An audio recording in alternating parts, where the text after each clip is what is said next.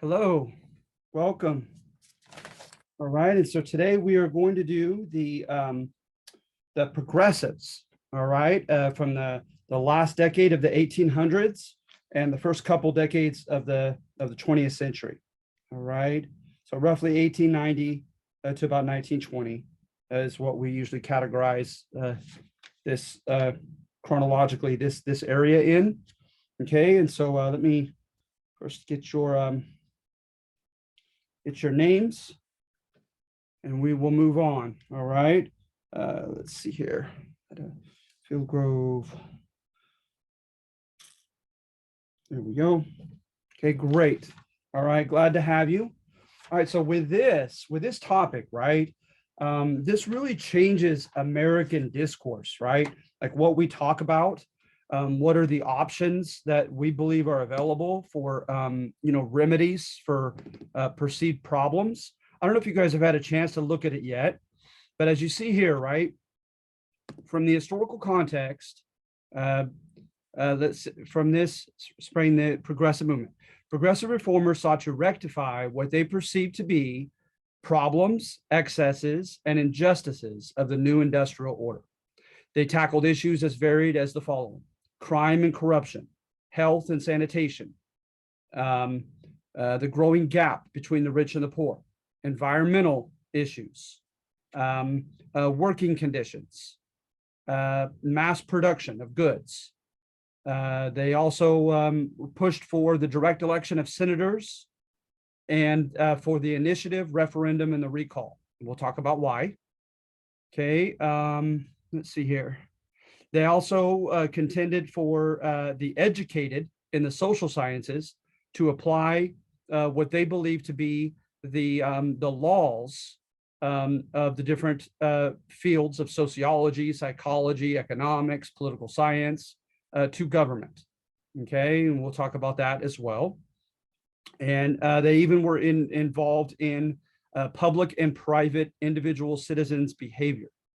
Okay, we'll talk about that as well. And then lastly, they were concerned about the maintenance of the nuclear family of mom, dad, and the kids.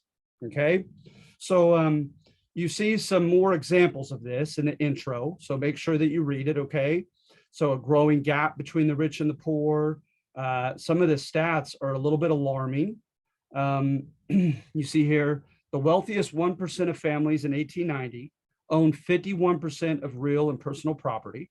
Conversely, the 44% of families at the bottom of the economic spectrum owned only 1.2% of all property.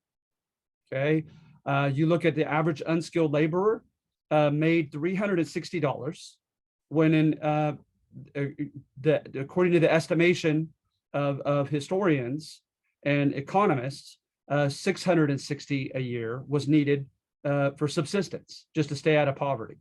And so the average person was getting far from a subsistence wage, right? So that's a problem.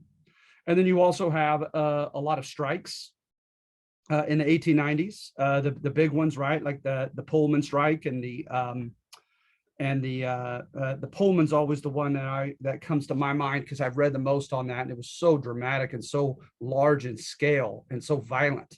But also the Homestead strike was the other one that was well known there in the 1890s.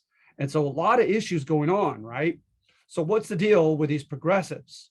Is with the progressives, right, is they began to look and question a lot of the premises of their day, and also really the premises of the founding fathers. Okay, so for one, you had economists like Richard Ely, E-L-Y. You had Henry Carter Adams. You had Edmund James, and you had John Bates Clark. These gentlemen became well known in their writings and their lectures, etc., to go against laissez-faire capitalism as a system, as a philosophical assumption for society on what is fair. So with the founding fathers and so forth, right? They came from the context of mercantilism, right? When the crown could decide upon who was granted what opportunities economically. So to them, right, the best way of achieving fairness, in their estimation, was following the writings of Adam Smith, right, on capitalism, and saying, you know what, we're going to have equal opportunity uh, in the marketplace. Let all transactions, private transactions, occur freely without any government interference. Although we were never truly laissez-faire, and we've talked about that. But yet, philosophically, right, there was a sense of fairness to it, of allowing just everyone privately to take a loan, to start a business, to go to school, etc., right, to try to better him or herself.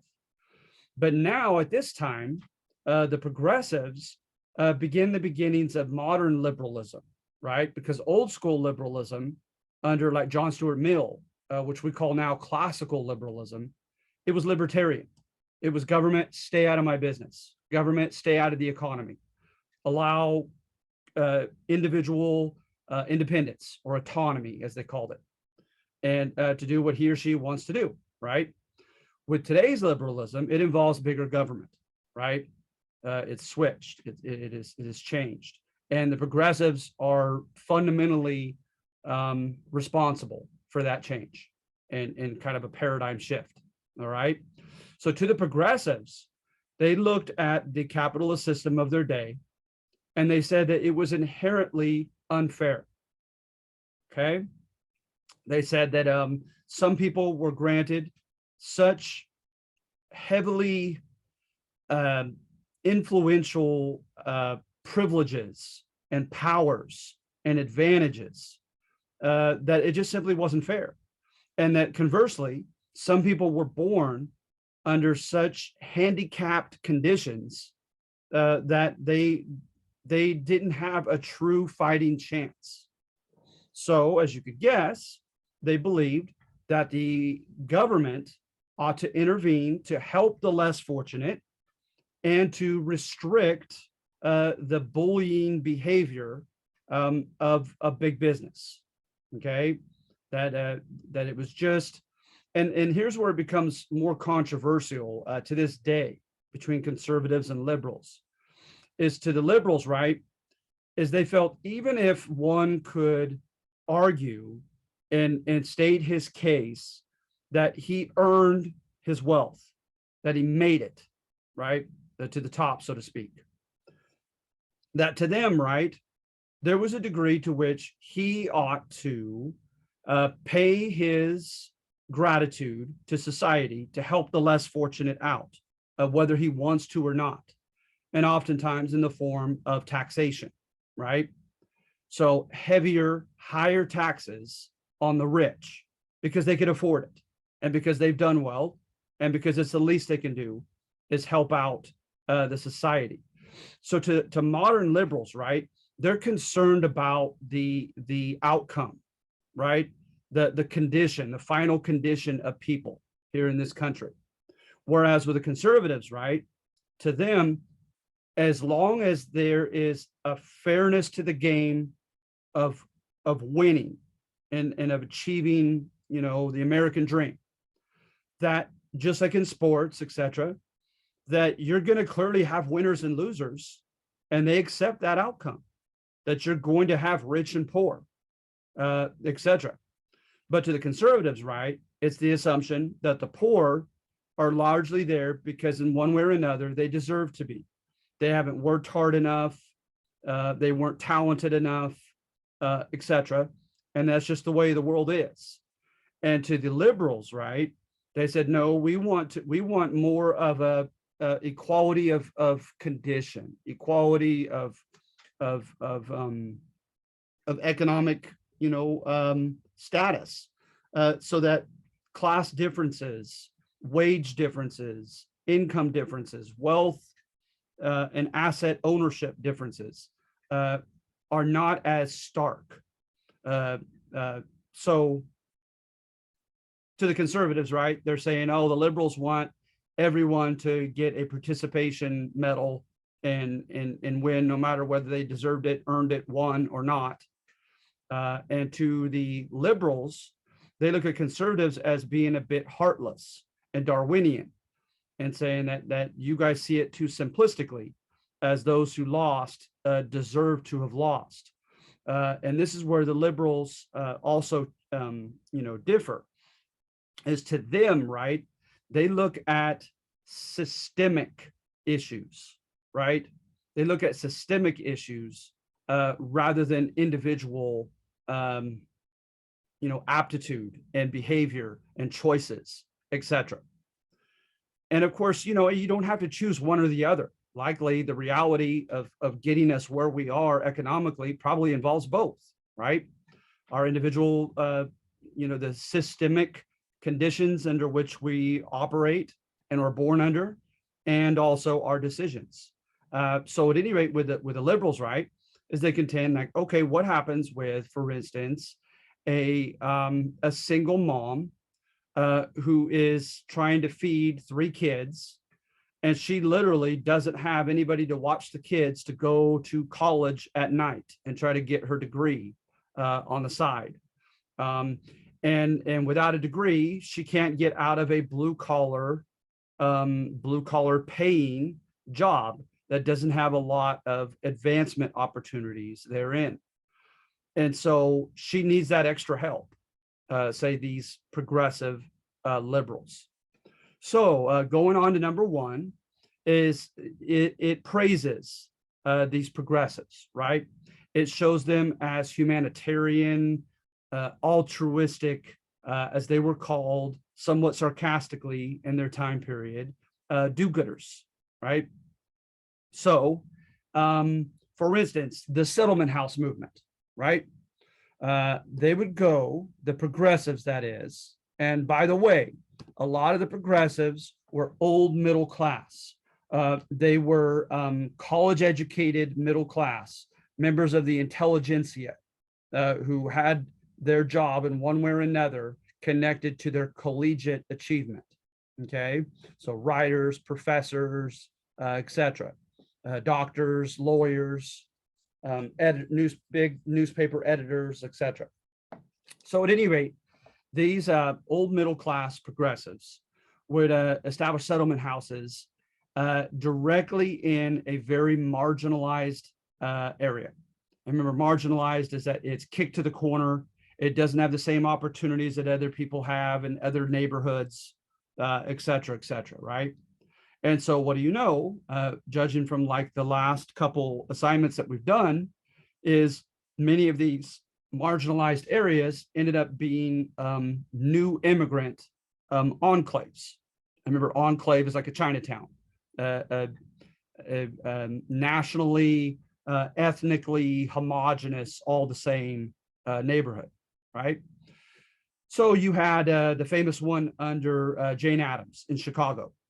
Well, in Chicago, they were almost all from Central Europe in this marginalized area where she settled, where she established a settlement house.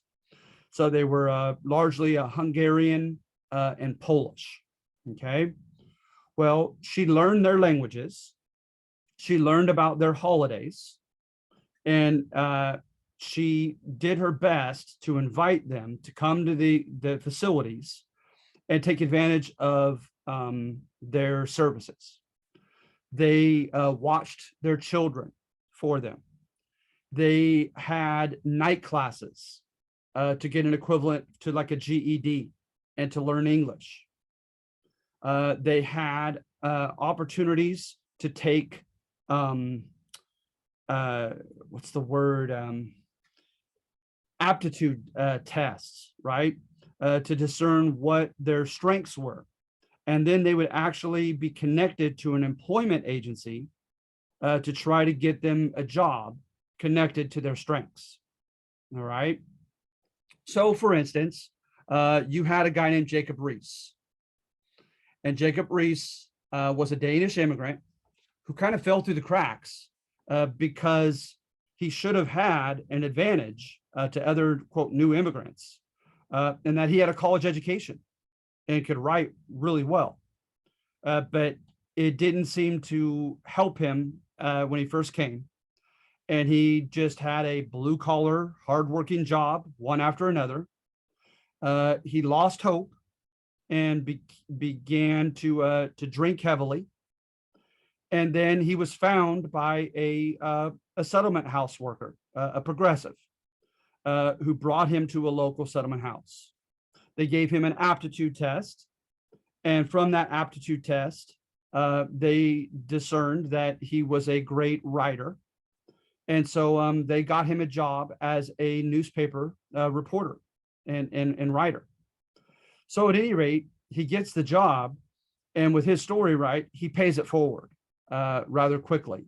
If he goes into the infamous 5 points of Manhattan, he sees the dilapidated buildings, the horrific conditions in which the new immigrants are living, the lack of hope in their lives, and they're just kind of in mode of just trying to of survival, just working, and a lot of the men are going and drinking after work because they know that the drudgery of their lives is largely going to entail that monotonous cycle for the rest of it, that they're never going to go to college, they're never going to get a white collar job, they're never going to start their own business, et cetera, et cetera. So they lose hope, right? And so at any rate, he wrote a book with lots of photos called How the Other Half Lives. And he became one of the most famous muckrakers, as they were called derisively by their enemies, troublemakers. But they took it as a badge of honor in the country. And so muckrakers, right? What do? Is they would go and find some type of injustice, right, that those at the bottom of the socioeconomic pyramid were experiencing, or some type of miserable circumstance or problem or issue, and they would highlight it, right, in printed word, to try to gain enough public sympathy, enough public indignation. Indignation, remember, is righteous anger, something that you ought to become angry with and demand change, so that they would just do that, so that the public would put pressure on their politicians to change that issue, that problem, whatever it might be. So you had people getting in as muckrakers, getting into trusts and giving information, inside information they were acquiring about just surreptitious, sneaky dealings by big businesses to gobble up smaller businesses and give themselves rebates and privileges, right, and advantages that small businesses could not acquire. You had people go into the cities and give an account of crime. Like I said, the 5 points of Manhattan, New York, became very well known to the public through muckraking journalism. So you see issues of, and remember what they're doing, right, is that they're suggesting that the poor that are engaging in these crimes are doing it out of desperation, out of despair, of having no longer any hope of improving their lot, etc. So hence, that's again going back to the settlement houses. They tried to get the young kids as early as they could, educate them, get them involved in recreational sports. And by the way, recreational sports was seen as just that, as keeping poor, desperate kids off the streets and out of trouble. They dealt with garbage disposal, water and electricity access, all kinds of practical things as well, to help out the needy, the less fortunate.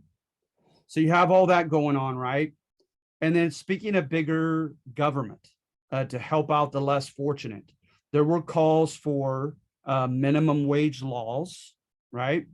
There were calls for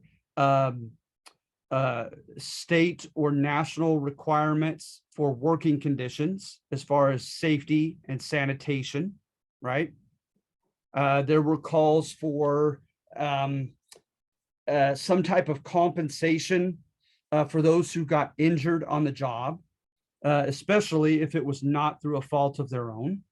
So some type of workers' compensation.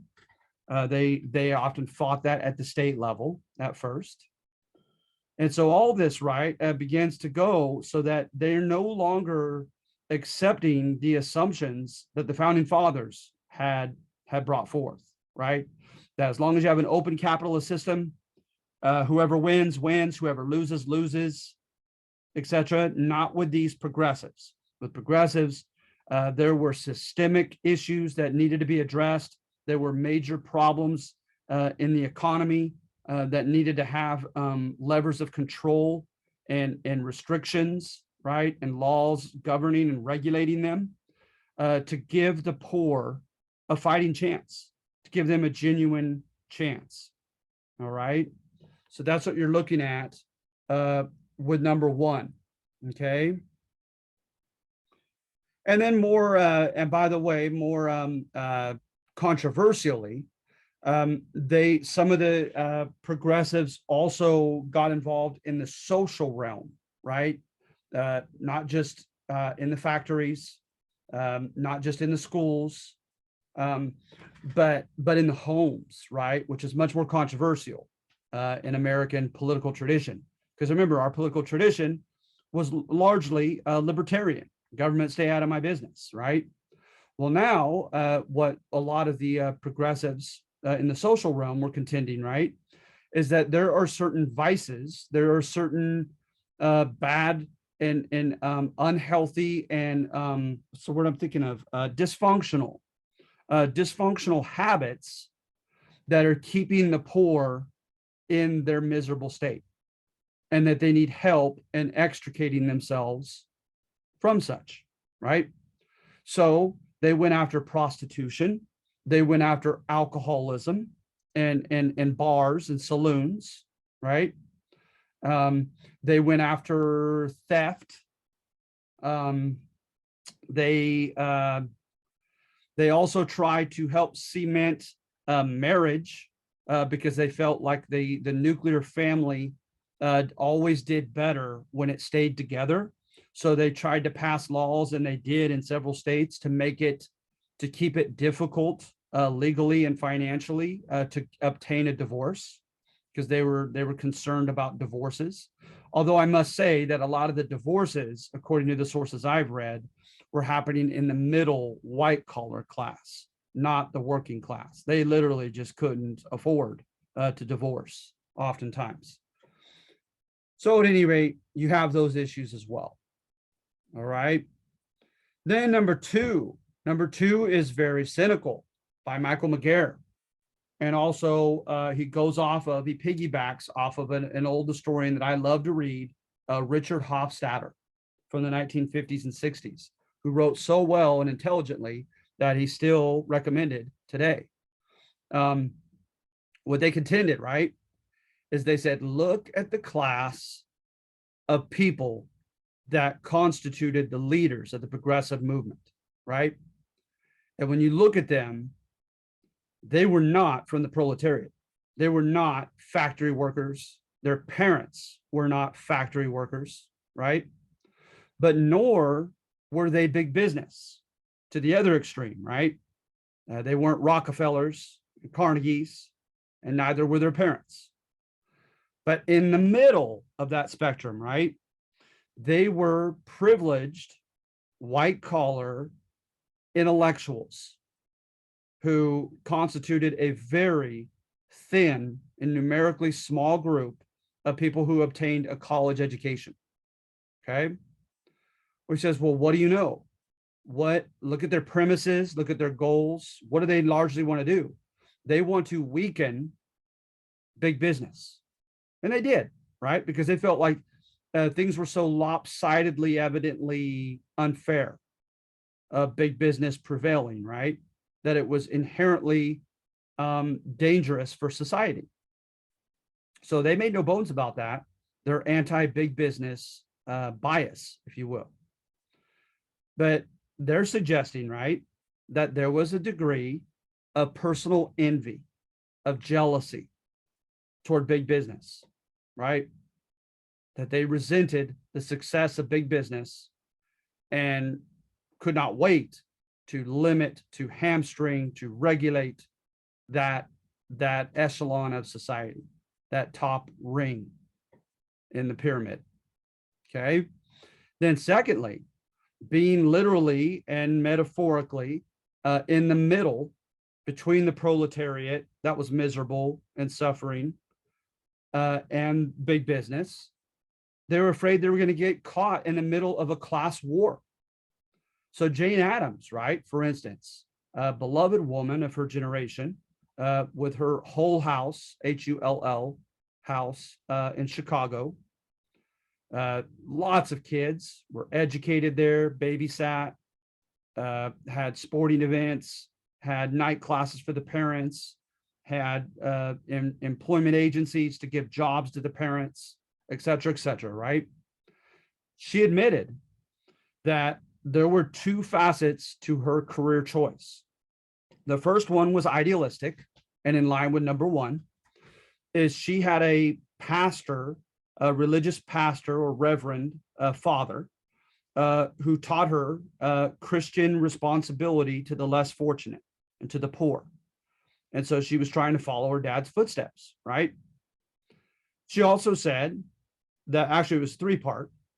She said that as a woman with a college education, she couldn't do anything with it. And this provided her a sense of purpose, an outlet for her energy to engage in this philanthropic work for the poor in Chicago, right? And a sense of purpose. But then thirdly, she said that she had members killed in the Pullman strike. And she said that she did not want to see a class war between the rich and the poor, that she and others were afraid was going to happen. And so hence she wanted to help the poor, to give them enough hope, to give them enough help so that they wouldn't rebel. So you see a selfish component there, admitted by the well-revered Jane Addams. So that's what these historians contend on number two, is they said that there was a degree of envy and jealousy of big business on behalf of the progressive leaders, and also that they were literally afraid of getting caught in a class war between the rich and the poor. And so they were trying to do their darndest to give hope to the poor so they wouldn't rebel, give a fighting chance to them, to placate them, right? To make them no longer angry, no longer despairing. And then another person who was well known as a progressive leader who took this mantle to his political persona was Teddy Roosevelt, right? When he was a politician in New York, and then later when he became the president of the US, right? He and Woodrow Wilson were two presidents and governors before that in their respective states who or senators, state senators and governor, who accepted that mantle, that identity as a progressive leader. Okay. So with Teddy Roosevelt, you could find a lot of anti-radical union sentiment, a lot of anti-socialism and communism sentiment, that he clearly was afraid of those. And you have him saying on a couple occasions just what these cynical historians are contending, like McGarr, that he primarily was afraid of a class war, and he did not want that to happen. He was trying to avert it, right? So it wasn't just, according to number two, humanitarianism that led the progressives to help out the poor. All right. You could find it in the famous Bradley Martin party, where it was $116 a plate. And Teddy Roosevelt came to their residence and called them fools, said they were going to start a war with the poor for showing off their wealth in such an ostentatious way during economic hard times for everybody else.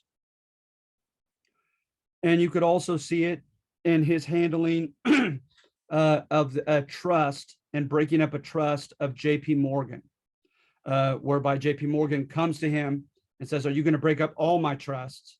And Teddy Roosevelt tries to assure him, no, I'm not going to break them all up, just the ones that are misbehaving, and basically tells him that I need to punish at least a few trusts for the poor to gain some satisfaction from it, some catharsis, right? To release their anger.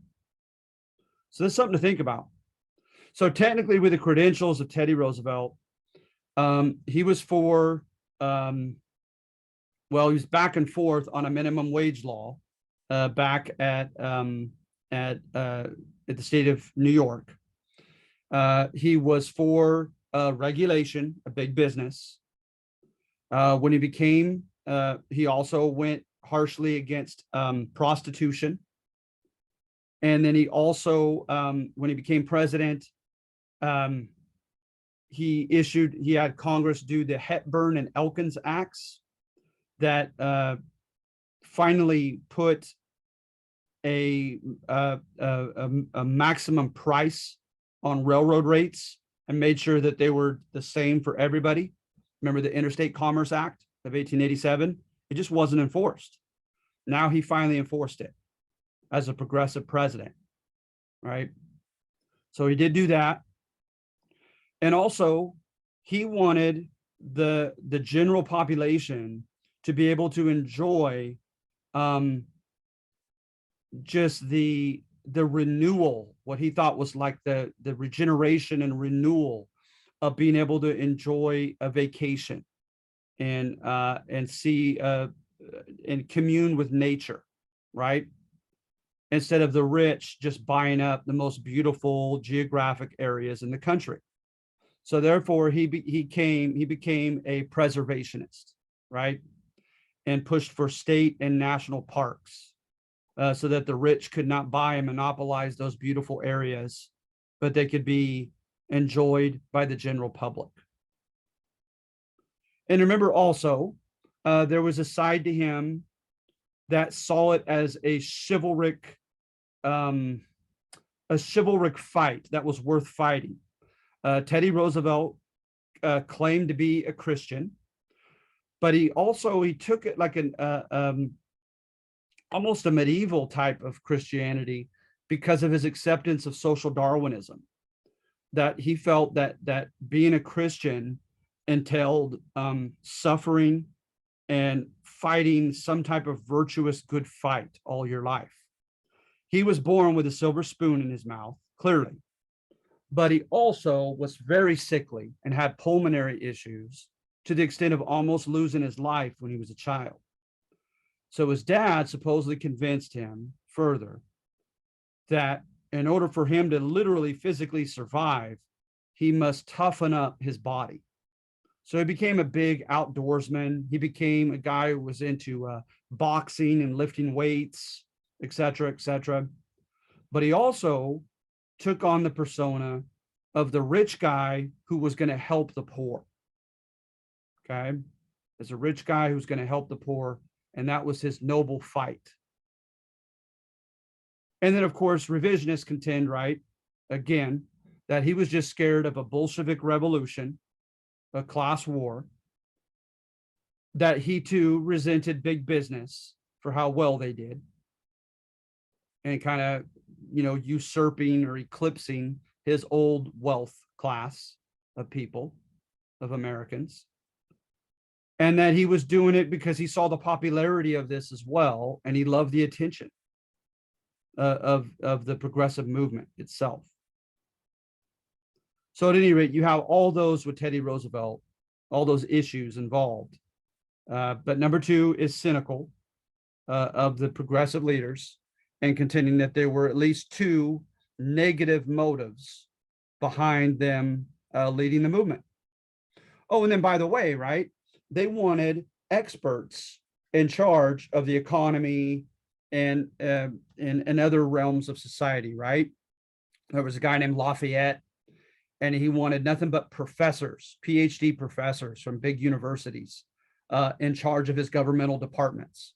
Because remember, to the progressives, they believe that everything is run by a a predictable system, if you will, a predictable pattern. And only in academics have they discerned those patterns of how things work well. But again, right, who are going to be the leaders then in those key positions? Members of their own class, because they are the college educated elite. So they're giving themselves the driver's seat on number two, right? They want to run the show.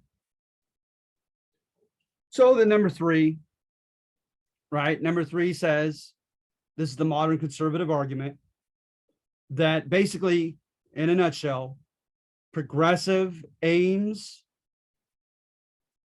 go against American meritocracy. And remember, meritocracy is you get what you earn, what you work for, what you deserve, right? What you merit. So to the conservatives, that's just that. If you're going to be lazy, if you choose not to get a college education, if you choose to, whatever else, not start a business, etc., then you deserve to be in your comfortable, poverty-stricken state. And to progressives, however, right, they contend that no, that you need to tax the rich more to help offer safety net opportunities to the poor, including, right, food stamps and things that aren't earned. Okay. Unemployment checks.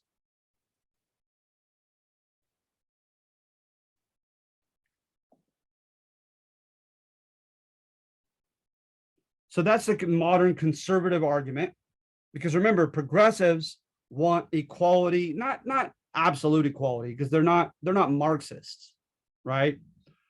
But they want general equality of condition. They want to ameliorate the gap between the rich and the poor, and make more just an evenness of result amongst Americans, and how much money they own, what they own, etc., the worth of what they own. Whereas the conservatives, they said that's too close to Marxism, to communism, socialism, etc. And also some progressives who won office here in California, for instance, were gas and water socialists, and they admitted to being such. And with gas and water socialism, right, I mean that they said, okay, by and large, we want a capitalist economy of free competition, just like the conservatives, right? We clearly want regulation by government with minimum wage laws, unemployment insurance, et cetera, right? Conditions for workers, okay? Which, by the way, Teddy Roosevelt was for as well. For housing conditions and working conditions to be up to code. That's progressives gave us that as well. I'm sorry, I had forgotten that. But they said there are certain things that every human being is entitled to, right? Whether they can earn it, whether they can afford it or not. And hence, gas and water. Public transportation, etc. So to gas and water socialists, that's what they want, is they want to ensure that even if they have to heavily tax the rich, that certain basic commodities, utilities are provided for the poor, and the poor don't have to pay for it. The rich can do it.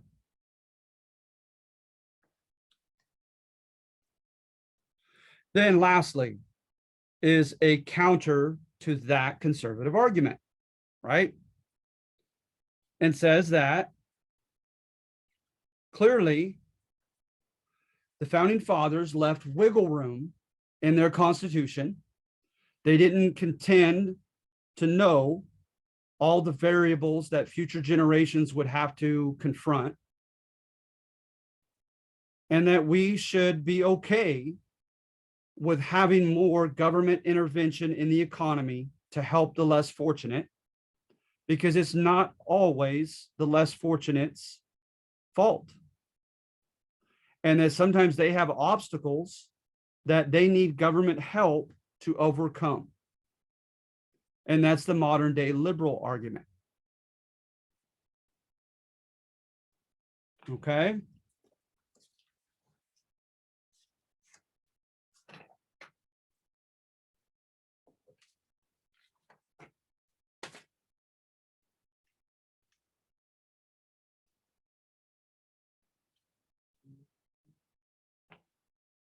So you guys feel okay about this?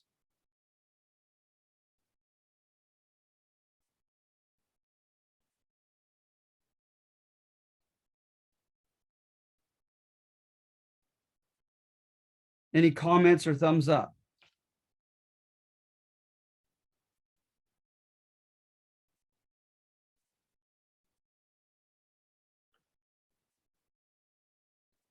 All right, if no thumbs up, then please tell me why. Please give me a specific, thank you, Aiden. And I'm okay with that. I really am. I'll be happy to talk more, but I just need to know what I need to concentrate on. So any specific questions, anything that I didn't make very clear?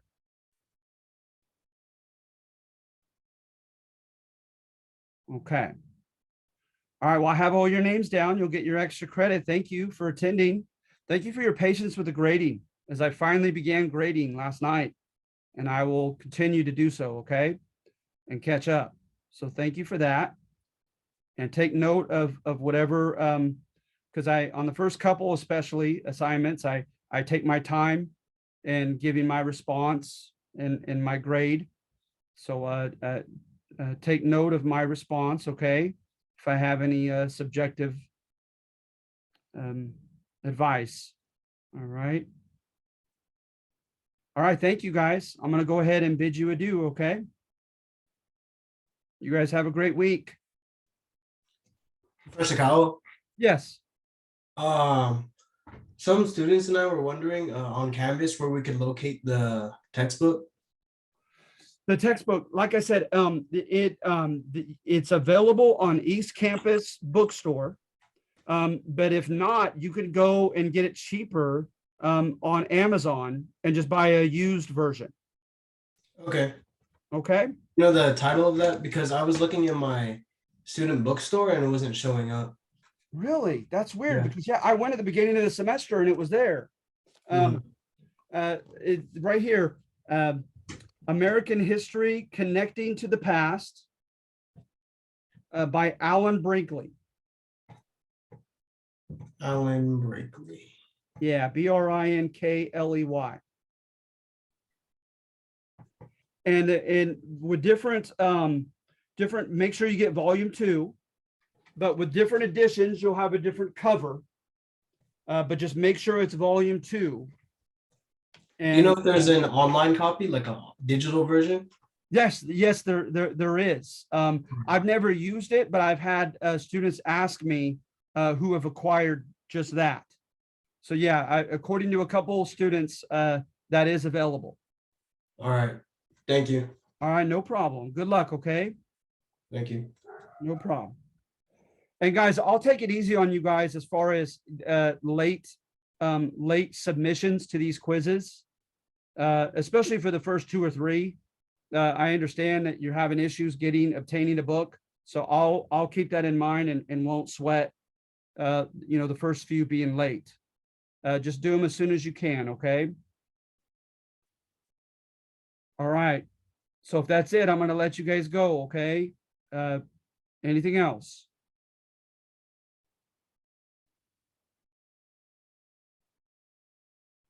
All right. You guys have a good day. Okay.